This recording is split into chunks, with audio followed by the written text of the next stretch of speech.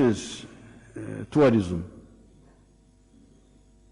we are beginning to think of what if we opened the airport, but for special categories of people. For instance, let's say for tourists, they come, they are checked before they come from their countries, they are checked. When they land here, we also take samples again and put them in dedicated vehicles to take them to the parks, not mix with the population. They stay in some dedicated hotels. Can we not have a way? We are looking at that. Then for business people, we could also look at the ones who have got specific things which they can go to after some quarantine or something like that. So there are, I saw an example in Cuba. In Cuba they have reopened tourism, but for only the ones who are going to the islands, to the island resorts, not joining the main population. So you could have some ways. The schools, we are looking at the medical finalists because we need them.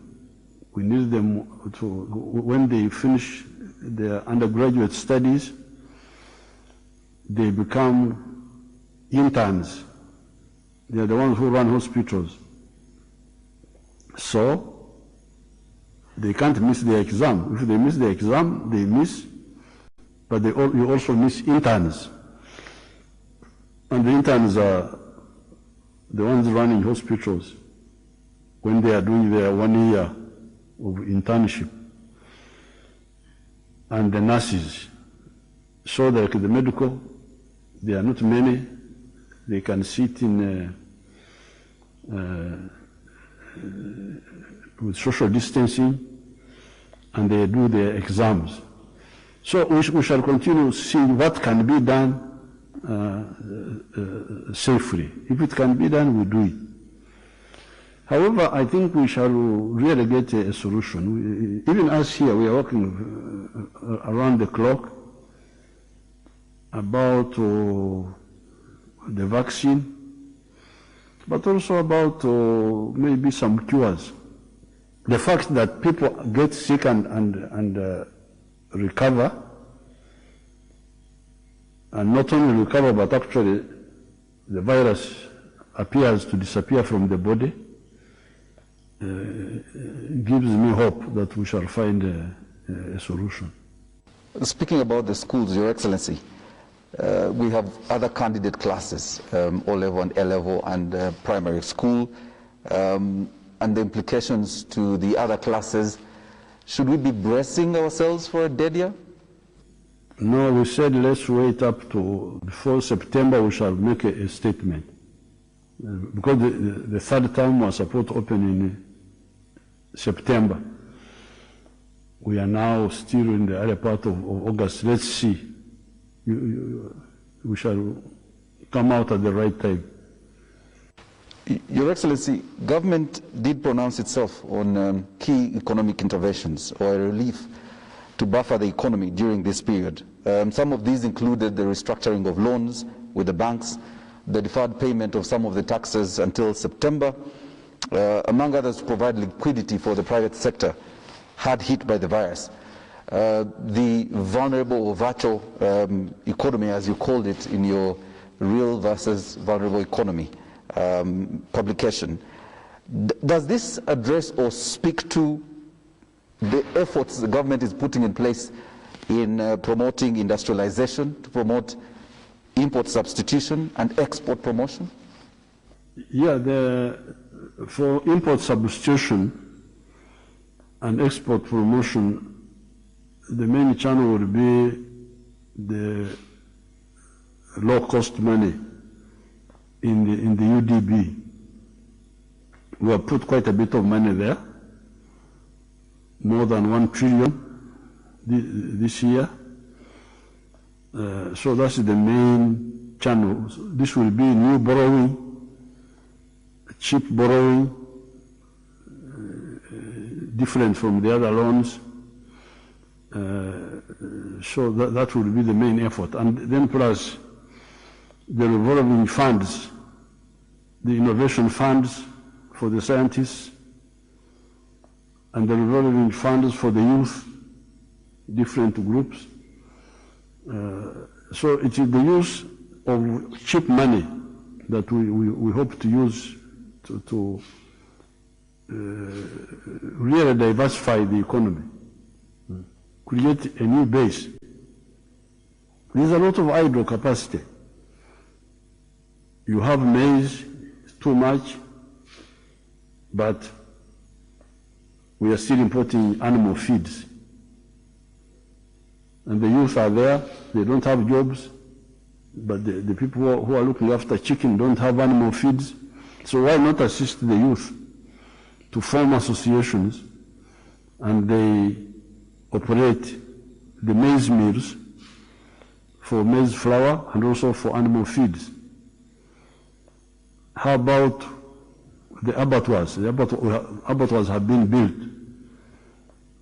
but they need somebody to concentrate the bullocks, to supply them. We are creating youth groups and supporting them to do that. Then we go to vegetable oil, sim, sunflower. Instead of being exported and processed, why don't they make vegetable oil out of them by supporting the youth groups, using the innovation, the microfinance, the EMIOGA, we call it EMIOGA funds for supporting these small-scale youth groups. So UDB, the innovation fund for the scientists, the EMIOGA fund for the youth groups, the microfinance, all those lines of credit. What we want to insist on is low cost of money. Interest rate should not be more than 12% for the loan, for those loans. Your Excellency, speaking on the relief to the trade sector, you did engage the tenants. However, there's been a back and forth between the landlords and the tenants on arrears on rent during the lockdown period. This has not been resolved, Your Excellency. I don't know if it has come. I don't have the latest, I will check. I don't have the latest. Your Excellency, there's been different approaches to tackling of the pandemic in the East African community.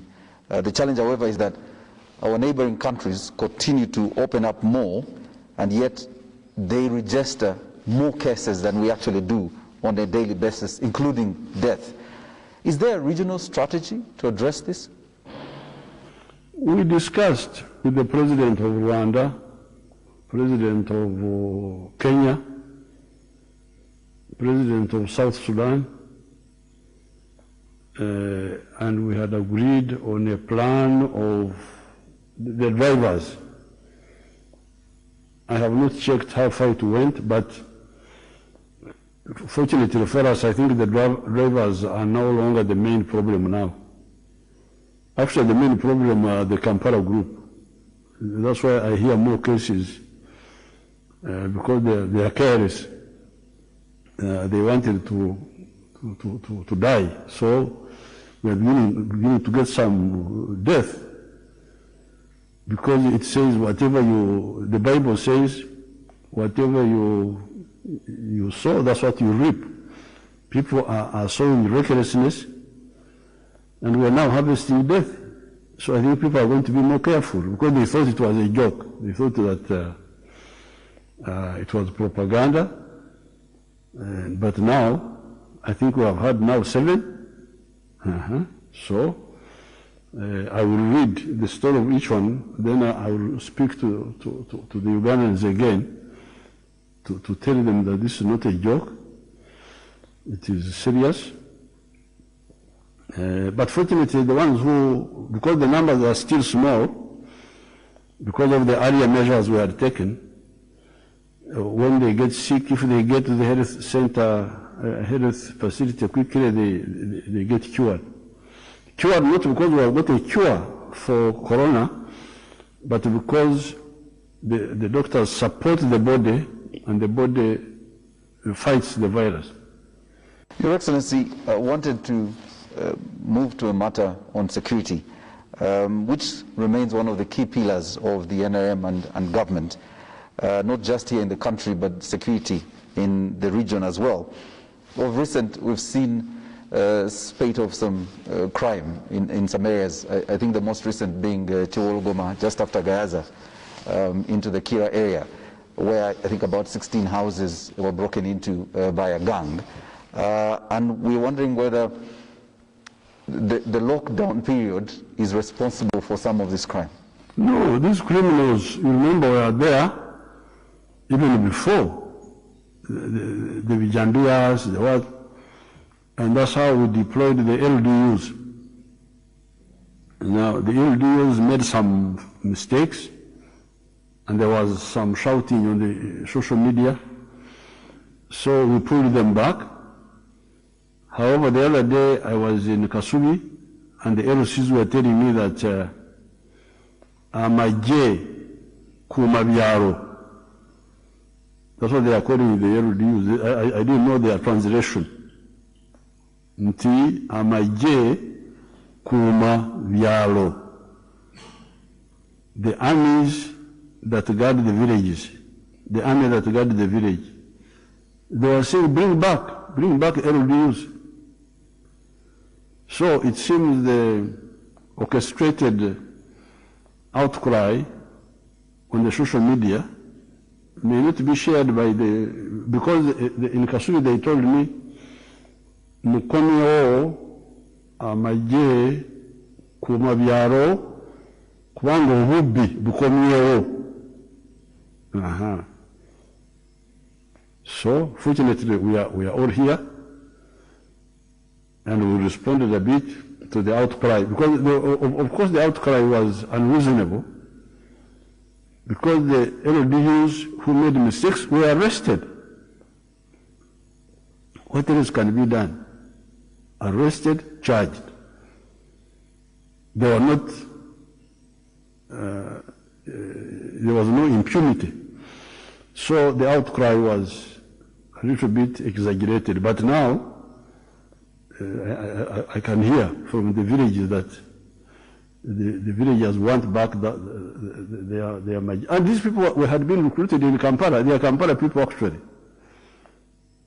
All these LDUs were Kampala Wakiso. That's why this is the principle of LDUs. Should be local, not imported. So they are there. They will be deployed and finish this that lawlessness like they have done it before. Your Excellency, let's move to a question on the economy that has been growing at an average of 4.7 in the past 5 years, according to the World Bank. But also, the African Development Bank did report that we had strong growth in 2019, estimated at 6.3%, largely driven by the expansion of the services sector, captured again as one of the vulnerable areas during COVID. Agriculture, which employs the majority of our people, only grew at 3.8%. That's 2019, according to the African Development Bank. What's the strategy to grow